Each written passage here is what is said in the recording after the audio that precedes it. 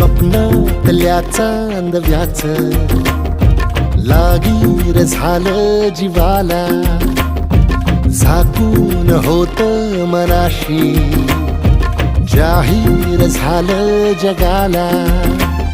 क्षणभर जग हे विसरून सगळे, बेवढासा दिलासा, पोशील तू श्वास माझा.